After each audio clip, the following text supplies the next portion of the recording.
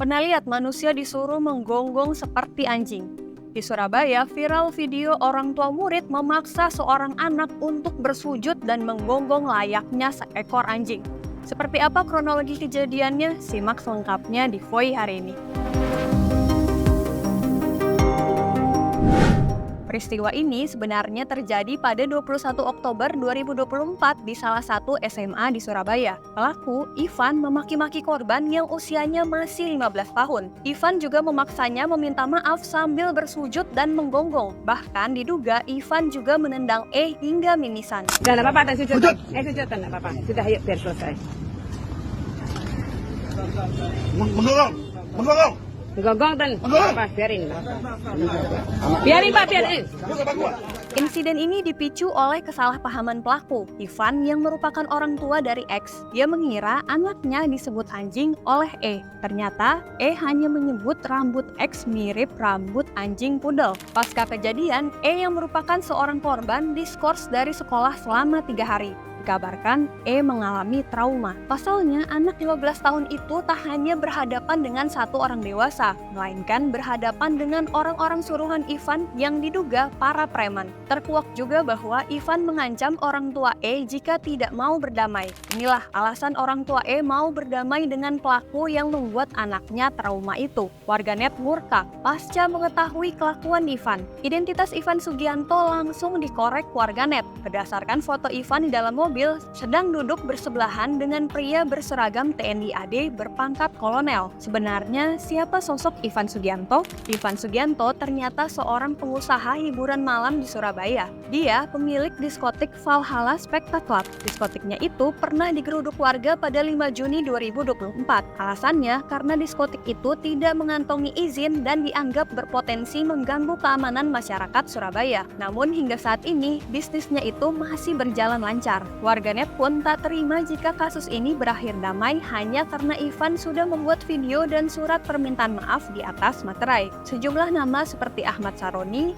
John LBF, hingga Lex Wu juga mendorong kasus ini untuk diselesaikan di meja hijau. Pada 12 November 2024, Ivan resmi dilaporkan ke Polrestabes Surabaya atas tuduhan kekerasan terhadap anak dan atau ancaman kekerasan. Update terbaru, Ivan ditangkap polisi di Bandara Internasional Juanda pada 14 November 2024 sekitar pukul 16.00 waktu Indonesia Barat. Kini status Ivan sudah ditetapkan sebagai tersangka dan diamankan ke Polrestabes Surabaya. Untungnya kasus ini viral banget, soalnya no viral no justice. Kalau nggak viral, biasanya kasusnya hanya akan selesai dengan surat permintaan maaf di atas materai. Di Indonesia sebenarnya banyak kasus yang terindikasi melakukan pelanggaran hukum. Namun sayangnya hanya selesai di atas materai 10.000. Pada bulan Oktober 2024, kasus kurir paket Ninja Express di Jawa Timur yang ditendang anak customer berakhir damai. Anak customer itu meminta maaf dan mengaku perbuatan yang dilakukan salah. Lalu pada bulan Mei 2024, kasus sopir catering yang dihajar oknum TNI AL juga berakhir damai. Dalam kasus ini, ironinya malah korban yang harus meminta maaf karena memvideokan penganiayaan itu. Korban diminta menandatangani surat damai di atas materai 10.000. Sangat disayangkan, kini banyak kasus yang bisa diselesaikan dengan surat permintaan maaf di atas materai Rp10.000. Jadi gini, memang sebetulnya dalam kejadian-kejadian kasus pidana ataupun perdata sendiri, sebenarnya materai itu bukan sesuatu bentuk dasar yang menyatakan bahwa putusnya suatu penyelesaian, apalagi khususnya dalam masalah pidana ya. Biasanya materai itu dilakukan untuk suatu bentuk pernyataan yang sifatnya lebih kepada keperdataan. Sekarang kan lagi rame nih, khususnya kasus salah satu kasus adalah kasus Ivan ya. Nah, Ivan ini bisa jadi contoh nih dari kecenderungan penyelesaian hukum ringan. Sebenarnya itu permasalahannya ringan ya, tapi bisa diselesaikan melalui mediasi atau yang kita kenal dengan restoratif justice. Kalau perkaranya kecil dan tidak terlalu terekspos ya diselesaikan secara RG aja, restoratif justice, seperti itu. Nah, juga perlu kita pahami juga bahwa surat damai bermaterai itu tidak sepenuhnya kuat sebagai dasar untuk menghentikan kasus pidana di Indonesia. Terutama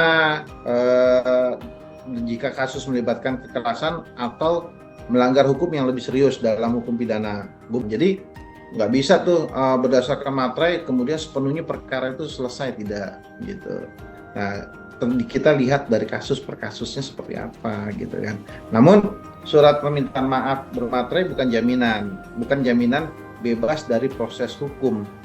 Aparat penegak hukum masih bisa melanjutkan kasus, terutama jika ada unsur kekerasan atau yang menjadi sorotan publik. Jadi meskipun surat damai bisa menunjukkan itikat baik, tetap diperlukan penilaian apakah pelanggaran tersebut layak dihentikan atau perlu proses hukum lanjut sesuai aturan pidana gitu. Sebagai manusia, kita diajarkan untuk memaafkan. Namun maaf bukan berarti kasusnya berlalu begitu saja. Tindakan hukum mungkin perlu dilakukan jika tindakan pelaku dirasa sudah tidak wajar atau tidak berperi kemanusiaan. Pertanyaannya, apakah yang meminta maaf betul-betul menyesali perbuatannya? Saya Adeline Triputri, simak informasi selengkapnya hanya di voi.id.